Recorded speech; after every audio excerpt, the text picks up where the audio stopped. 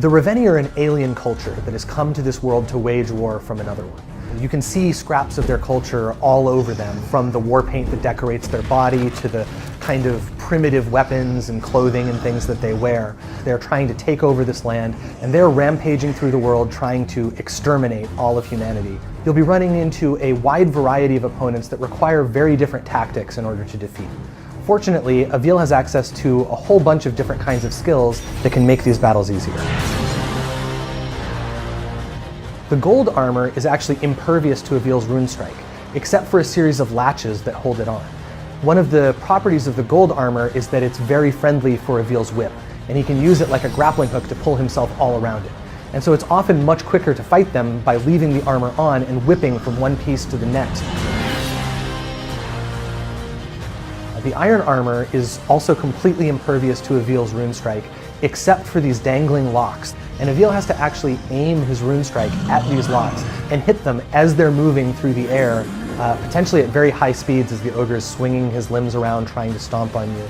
It can take multiple hits to actually take out the locks themselves, so even just hitting them once isn't necessarily good enough.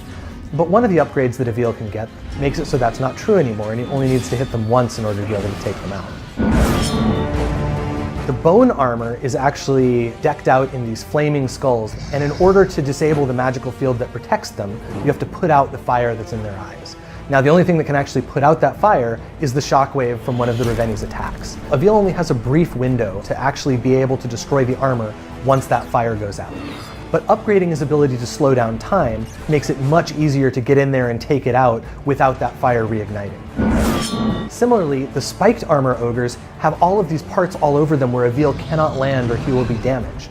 Getting the abilities that allows him to better control the rates at which he falls makes it a lot easier to bait out its attacks, dodge them at the last second, and keep doing this until the stress breaks up enough that that armor actually shatters.